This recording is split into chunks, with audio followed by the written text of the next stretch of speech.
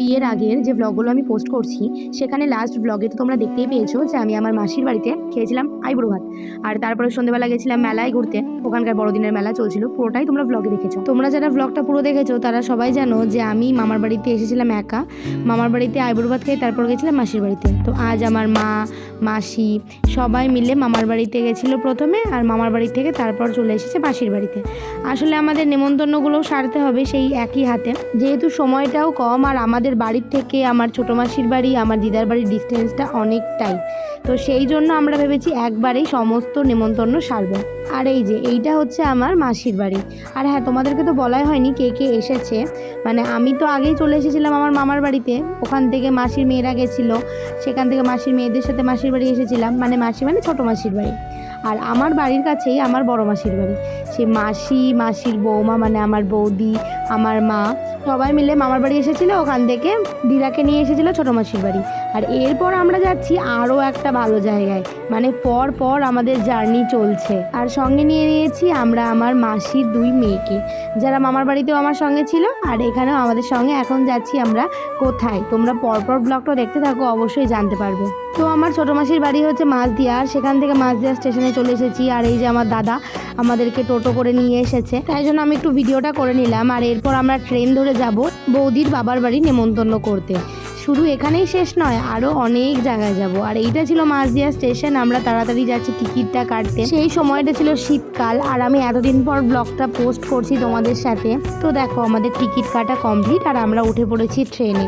আর আমরা সবাই মিলে উঠেছি, কিন্তু আমি আর বোন জায়গা পেয়েছি এদিকে আর ওরা জায়গা পেয়েছে ওদিকে। আমরা সবাই একসঙ্গে থাকলে এমনি অনেক সুন্দরভাবে আমাদের সময়গুলো কাটে হাসি ঠাট্টায়।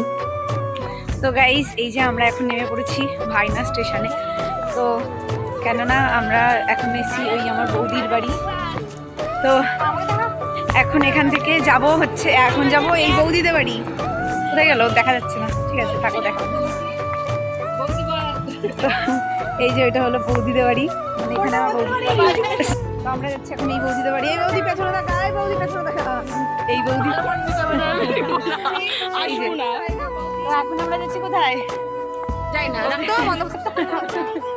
চলে এসছি এবার ভাইনা। আর কোথায় যাচ্ছি একটু পরে তোমাদের সাথে শেয়ার করছি। চলো। তো চলে এসেছি বৌদির বাড়ি, বৌদিকে দেখিয়ে দে। বৌদির বাড়ি এসেছি বিয়ে নিমন্ত্রণ করতে। আর এই যে দিয়ে দিয়েছে এতগুলো মিষ্টি, তো কতটা কি খেতে পারি দেখা যাক। তো তোমরা তো দেখলেই চলে এসেছিলাম বৌদির বাড়ি, আর ওখানেই এখন আছি। আর এই যে শস্য ফুলের গাছ আমাদের এত ভালো লাগছে যে আমরা এখানে চলে এসেছি সবাই মিলে ফটো তুলতে। তো অনেক ফটো তুলেছি, সেগুলো তোমাদের সাথে ফেসবুকে খুব তাড়াতাড়ি শেয়ার করবো। তো দেখো আমার এত ভালো লাগছে জায়গাটা যে কী বলবো তোমাদের। দেখো ফার্স্ট টাইম আমরা আমার বৌদির বাড়িতে আসলাম, তো এখানে তো আমাদের খাওয়ার জন্য অনেক জোরজার করছিল, কিন্তু আমরা যেহেতু খেয়েই বেরিয়েছি যার জন্য আমাদের পেট একদম ভরা ছিল। মাসির বাড়িতে মাংস ভাত সমস্ত কিছু খেয়ে টেয়ে বেরিয়েছি। আর এই মিষ্টিটাও মনে হচ্ছিলো অনেক বেশি। জানো তো আমার এই ব্লগগুলো দেখতে না বড্ড ভালো লাগছে। সেই সময় আমার কত স্মৃতি জড়িয়ে ব্লগগুলোতে, দিনগুলো আমার কত অপেক্ষায় কাটছিল, সেটা মানে আমি তোমাদের হয়তো বলে বোঝাতে পারবো না। এরপর আরও একটা জায়গায় যাব আমরা, সেটা কোথায় জানতে হলে তোমাদের পুরো ভিডিওটা দেখতে হবে। আর এরপর ওই যে বললাম সর্ষে ফুলের বাগান ছিল, যার জন্য একদম বৌদির বাড়ির সামনেই, ওই জন্য আমরা এখানে অনেক ফটো ভিডিও সমস্ত তুলে নিয়েছি। আর এরপর আমরা স্টেশনে চলে এসেছি। বৌদির বাড়িতে মাত্র আধ ঘন্টা থেকে 40 মিনিট বসেছিলাম, কারণ অত সময় ছিল না আমাদের, কারণ রাত হয়ে যাবে আমরা যেখানে যাব সেখানে যেতে গেলে। তো আমরা কোথায় যাব সেটা তো এখন তোমাদের বলবো না, রাস্তায় তোমরা জানতেই পারবে। আর আমরা আবারও ভাইনা থেকে ট্রেনে উঠে পড়েছি, আর সবাই আলাদা আলাদা সিট পেয়েছি, আমি আর বৌদির পাশাপাশি। তাই জন্য আমরা কাউকে না দিয়ে, আমাদের পকেটে 5 টাকা ছিল, সেটা দিয়ে একটা আমলকি কিনে নিয়েছি, দিয়ে কাউকে দিয়ে আমি আর বৌদি লুকিয়ে খেয়ে নিয়েছি। অবশেষে আমরা পৌঁছে গেছি বেলঘড়িয়া। তো চলো এরপর কোথায় যাচ্ছি কি যাচ্ছি সবটাই তো দেখতে পাবে। আর এই স্টেশনের আশেপাশে কার বাড়ি অবশ্যই কমেন্ট করে জানিও।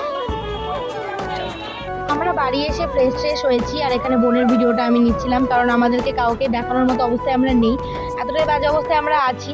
আর একদম ভালো লাগছে না, আমরা প্রচণ্ড ক্লান্ত। সকালবেলা সেই মাসির বাড়ি থেকে খেয়ে দিয়ে বেরিয়েছি। যাই হোক, এখানে এসে সমস্ত ভিডিও ক্লিপ আমি নিতে পারিনি, কারণ এতটা পরিমাণে আনন্দ করি আমরা সবাই মিলে এক জায়গায় থাকলে, যে ভিডিওর কথা আর মাথায় থাকে না। আমরা যদি একদিনও সবাই এক জায়গায় হই না, আমাদের সারা জীবন যত মনে দুঃখ কষ্ট থাকে সব যেন আমরা ভুলে যাই। তারপর এখানে আসার পরে লুচি তরকারি খেয়ে নিয়েছি, তারপর দিয়েছিল পপকর্ন। আর এখানে এসেও আমরা খেয়ে নিয়েছি ভাত, আলুর দম, মাটন আজকে পেছন ছাড়ছে না। দুপুরবেলাতেও আমরা আজকে মাটন খেয়ে বেরিয়েছি আর রাত্রেও সেই মাটন। কিন্তু আমি যতই খাই আমার মাটনের প্রতি ভালোবাসা হয়তো কোনোদিনই কমবে না। আমি প্রচণ্ড খেতে ভালোবাসি। তোমরা কে কে মাটন খেতে ভালোবাসো অবশ্যই কিন্তু কমেন্ট করে জানিও। এরপর আমরা বেলঘরিয়ায় গেলে যে সবাই মিলে একসঙ্গে হয়ে কতটা মজা করি, আমি নেক্সট বার যদি কখনো যাই তোমাদের সাথে অবশ্যই ভিডিও করে শেয়ার করব। আর এখন যতটুকু পারলাম শেয়ার করলাম। আমরা এদিক সেদিক ঘুরে বেরিয়ে সময় কাটিয়ে নিজেদের মতো অনেক আনন্দ করেছি। সারা জীবনে যত দুঃখ পাই মনে হয় আমরা এক জায়গায় হলে সেই সব দুঃখ আমরা ভুলে যাই। আমরা আবার প্ল্যানও করছিলাম রাত্রিবেলা কলকাতা ঘুরবো, যদিও সেটা সাকসেসফুল হয়নি। যাই হোক, ভিডিওটা ভালো লাগলে অবশ্যই লাইক করে দিও আর কমেন্ট করো। আজকের মতো টাটা, দেখা হচ্ছে নেক্সট কোনো ব্লগে। টাটা।